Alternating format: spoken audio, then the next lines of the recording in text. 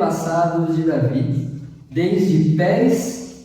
Pérez gerou Esrom, Esrom gerou Rão, Rão gerou Aminadab, Aminadab gerou Nasson, Nasson gerou Salmão, Salmão gerou Boaz, Boaz gerou Obed, Obed gerou Jessé e Jessé gerou Davi.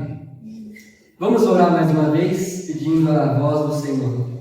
Meu Deus e meu Pai, muito obrigado por essa oportunidade de estarmos aqui reunidos, Pai, para orar, para pedir ao Senhor, para dizer que o Senhor é santo, maravilhoso. E agora chegamos ao momento de escutar a Tua voz, e eu peço que o Senhor me use como instrumento. Em nome de Jesus, acalme todas as vozes do nosso coração, que possa remover, Pai, em nome de Jesus, aquilo que possa tirar nossa atenção, Pai. Por favor, peço que o Senhor ache em nós uma terra fértil, uma terra onde a Tua palavra possa achar lugar. Em nome de Jesus, assim oro e agradeço. Amém. Amém.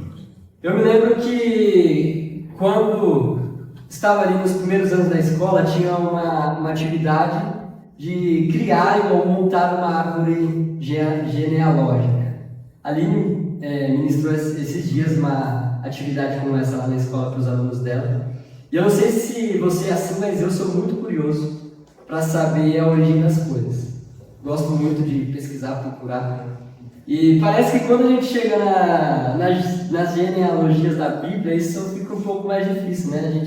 Quem nunca pegou aquela leitura bíblica anual, aí chega na parte das genealogias, a gente acaba pulando essa parte da história. Mas o fato é que isso está nos filmes, está nos livros. Por exemplo, esses dias eu assisti um filme de uma menina que compraram uma casa nova lá. E aí essa menina foi no porão, ou no sótão, não lembro, e ela achou um baú, uma caixa bem antiga, empoeirada. Ela tira ali o pó e acha um quadro de uma antiga pessoa da sua família. Às vezes nos filmes, às vezes é uma pessoa, uma senhora, um senhor, mas o fato é que isso tem muito a nos contar. Essas partes da história a gente não pode pular. E falando especificamente dessa genealogia que nós acabamos de ler, ela é muito interessante mesmo. Por quê? O contexto aqui que nós lemos envolve graça, envolve redenção, envolve vida eterna, provisão, resgate e muito mais. Então a genealogia dessa família aqui, eu acredito que tem muito a nos ensinar nessa noite. Você já conhece a história de cor, e peço perdão pelo spoiler, comecei pelo final, né? E por isso, tem um livro que me ajudou muito, me inspirou bastante nesse sermão, que é de um escritor que eu gosto muito, que ele traz em seus livros a redenção como contexto, em todos os seus livros, que é do Emílio Garofalo, chama Redenção nos Campos do Senhor. Então, nos campos do Senhor, nessa história de Ruth, nós conseguimos enxergar a redenção do Senhor na história para nos salvar e trazer a sua provisão em Jesus Cristo para todos nós. Por isso, eu queria ver com vocês, nesta noite, 3 atitudes ou 3 lições que nós devemos tomar. Eu intitulei essa mensagem como a redenção em meio à amargura. Porque o Senhor é um Deus que se preocupa com as viúvas amargas e Ele está microgerenciando todas as coisas para que o seu plano de redenção se cumpra.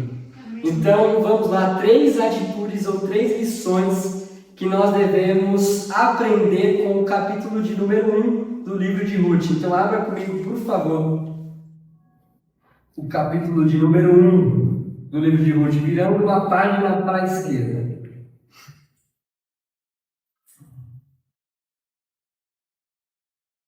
Vamos lá. Versículo 1 até o versículo de número 5. Diz assim: Na época dos juízes houve fome na terra.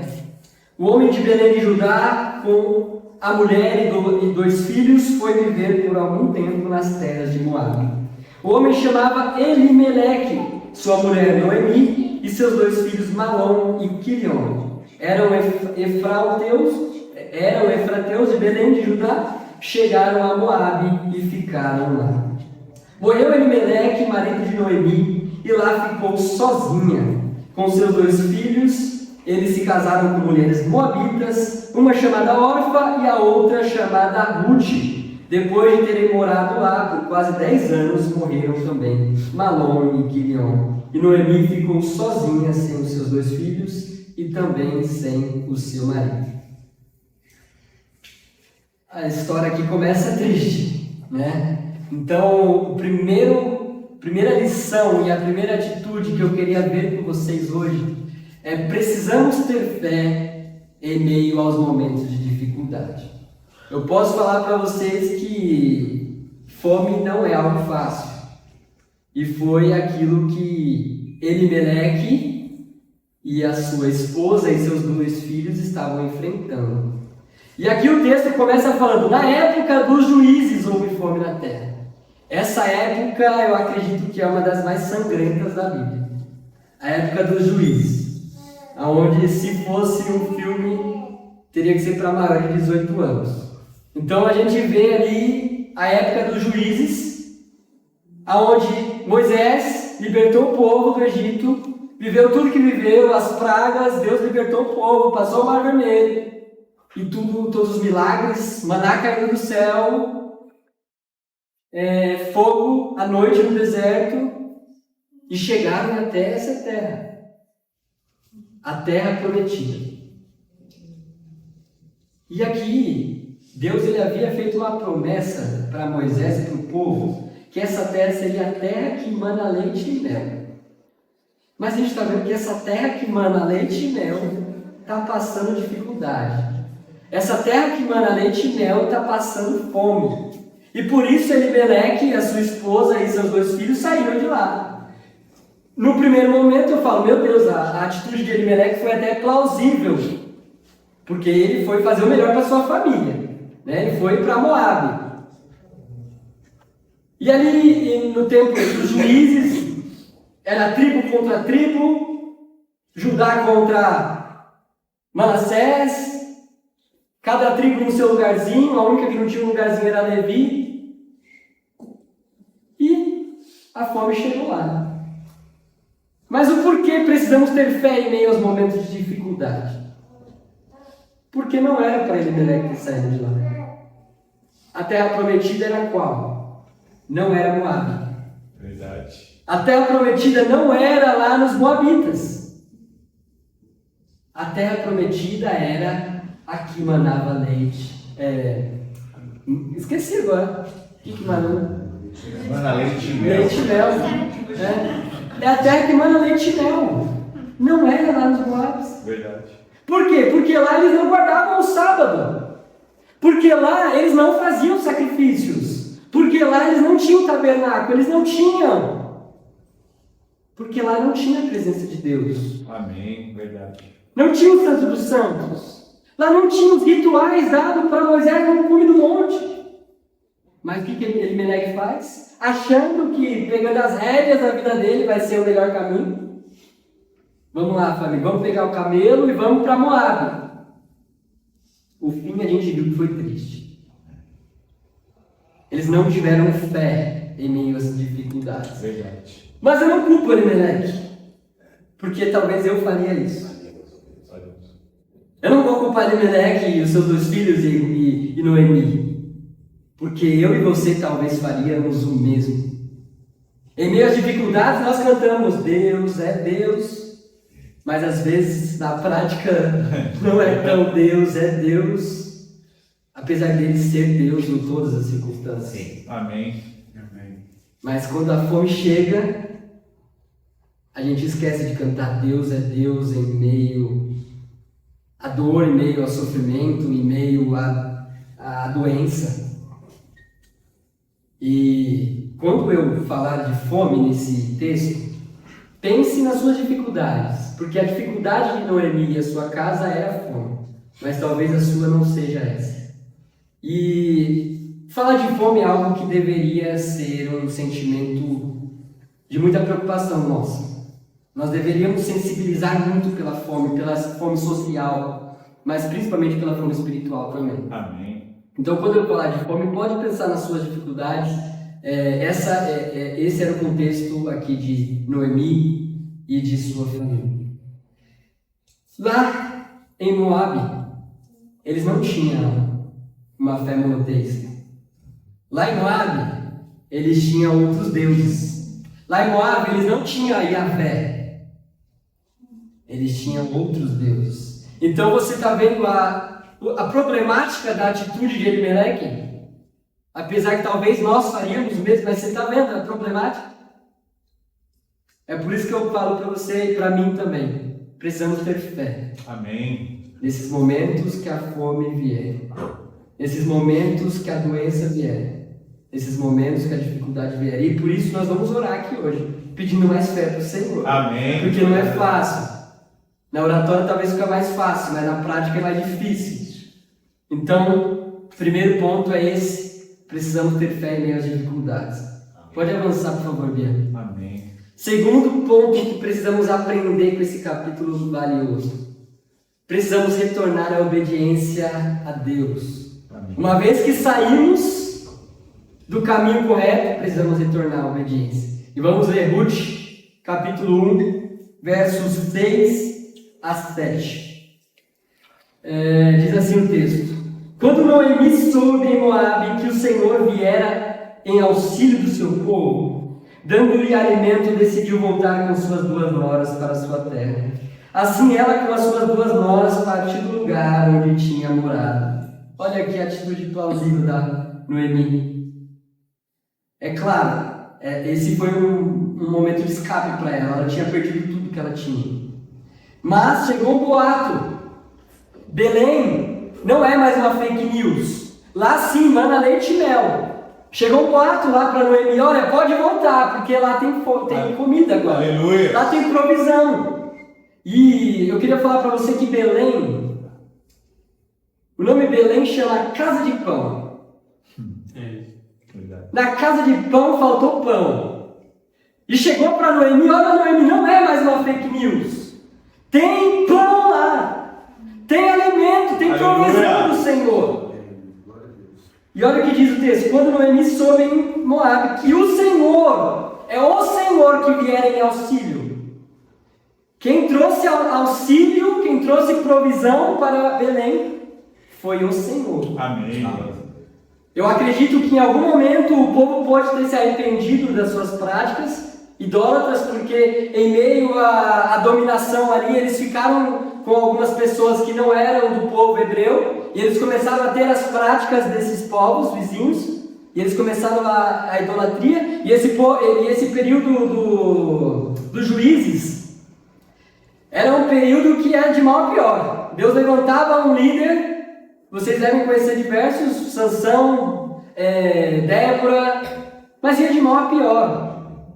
Mas em algum momento Deus restaurou a sorte desse povo e trouxe novamente provisão. Amém. Então quem traz a provisão, e por isso precisamos ter fé nele que traz a provisão, é Yahvé, é o Senhor Todo-Poderoso que Amém. Trouxe a sorte novamente para esse povo. Então Noemi ouviu falar: olha, agora tem pão e eu vou voltar para o meu Senhor. Agora tem pão e eu vou voltar para a minha casa, de onde eu nunca devo ter saído. Por isso eu te digo, se você saiu em algum momento da presença do Senhor, nunca é tarde para voltar. Amém. Nunca é tarde para retornar às suas boas práticas, ao seu Deus Todo-Poderoso que você deve servir de coração. Lembra da história do filho pródigo? Talvez você seja o filho pródigo que saiu e nunca mais voltou. Quantas pessoas saíram da casa do Senhor e nunca mais voltaram? Quantas pessoas saíram da casa do Senhor e nunca mais voltaram? Ou talvez você é o filho mais velho, que está na casa, mas seu coração está longe. Nunca é tarde para voltar. Amém. Nunca é tarde para voltar. A Carol falou de uma vez um livro para mim, eu fui até ler, que chama São Paulo será destruído, do Ernesto Tonin. E realmente, São Paulo será destruída. E as pessoas que moram nela, se nós não apresentarmos o pão da vida, que é Jesus Cristo, elas serão destruídas com São Paulo. Então, aqui falando do pão espiritual, porque ele se apresenta como pão espiritual, aquele que quem come dele não tem mais fome. Aleluia. E quem bebe dele não torna mais ter sede. Então, nós somos responsáveis, Igreja do Senhor, em levar o pão. Porque nós recebemos, o auxílio veio do Senhor. Amém. Se nós recebemos o auxílio do Senhor, nós temos que levar esse pão. Uma vez, eu não sei quem falou, mas falou que o Evangelho é como um mendigo que encontrou o lugar do pão.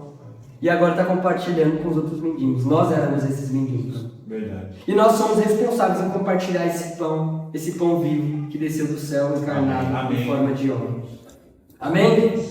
Então, vou falar, eu acho que ainda dá um tempinho. Mas a gente vê aí na internet a palhaçada do The King, The Power, The Best. Olha o que tá, olha a banalização do discurso religioso nas igrejas.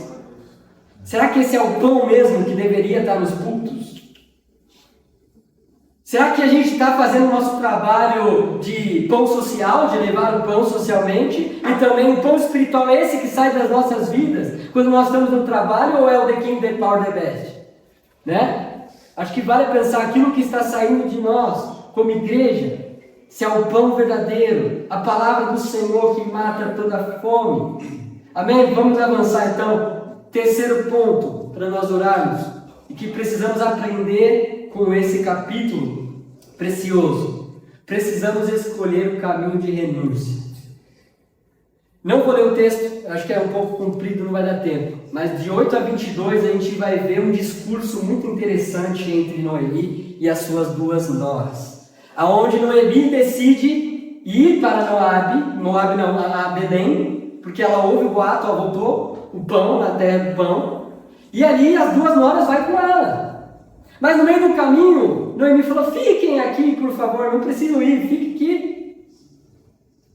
Orfa, uma das suas noras, decide ficar, mas Noemi, ela decide o caminho da renúncia. Noemi decide renunciar os seus ídolos. Noemi decide renunciar os seus deuses, politeísta como era Ruth, não Noemi. Ruth decide renunciar aos seus ídolos, que é um deus que ela tinha que servia lá em Moabe, mas ela escolhe o caminho mais difícil. Eu vou ir porque eu ouvi falar desse Deus Yahvé, é o Deus que Noemi serve. Eu vou ir, eu vou ver se é verdade. O Deus dela será o meu Deus. Amém. Amém. Imagina se as pessoas falarem isso de nós, o Deus dele. Aleluia. O Deus da Aline. O Deus da Carol será o meu Deus. Aleluia. Por quê? Ruth, ela decide ir. E lá, não vai dar para ler toda a história, mas você já conhece. O resgatador. Nos campos, enquanto ela está trabalhando com aquilo que sobra. Olha a providência do Senhor na vida de quem decide a renúncia. Olha a providência na vida de Ruth. Pode ter certeza que se nós decidirmos o caminho da renúncia, renunciar o nosso tempo para o Senhor, renunciar a nossa vida de entretenimento para o Senhor, certamente a provisão do Senhor virá como abundante sobre nossas vidas. E certa vez um grande pregador disse que a Bíblia, ela não é um monte de gente perfeita para nós seguirmos, mas sim um plano de Deus para resgatar um povo de toda parte do mundo. E nós somos incluídos nisso. Por isso, Mateus capítulo 1, verso 1, você já conhece a genealogia escrita por Mateus. Você vai ver lá Tamar, você vai ver lá Judá, você vai ver lá Boaz, você vai ver lá Ruth, você vai ver Adão, você vai ver várias pessoas que erraram feio. E o mais interessante de tudo é que em meio à amargura de uma mulher, Deus ele transforma isso em redenção. Amém. Deus ele transforma isso em provisão. E por isso estamos aqui, porque ele proveu lá na genealogia de uma família. Amém. Porque ele está microgerenciando todo o universo para que o seu plano maravilhoso, o seu propósito da cruz do Calvário se cumprisse. E por isso estamos aqui. Amém. E com essa proposta eu gostaria de orar com vocês. Amém. Vamos orar pedindo fé ao Senhor, porque as dificuldades vêm. Os momentos difíceis da fome vêm. E precisamos ter fé. Vamos orar, porque às vezes nós decidimos escolher o caminho errado, mas precisamos voltar. A palavra diz em uma das cartas à igreja em Apocalipse: volte às boas práticas. Lembra-te de onde caíste e arrependa-te. A mensagem é para a igreja. Lá em João, Apocalipse de João. Precisamos retornar em obediência a Deus. E por último, que é o mais difícil, eu acredito, que é o caminho da renúncia. Precisamos renunciar às nossas vidas, pois já não sou eu, mas eu que eu vivo, mas Cristo vive em mim. Amém? Queria chamar o pastor João então, e vamos orar, pedindo ao Senhor estratégias. Estratégias para isso. Amém. Vamos orar? Fique à vontade, aqui de quinta-feira a gente aproveita, ajoelha, quem quiser orar de pé ora, quem quiser ajoelhar. Mas é momento da gente apresentar aí nosso coração, pedindo para que Deus possa nos dar fé em meio aos momentos de dificuldade. Amém? Apresenta o seu momento.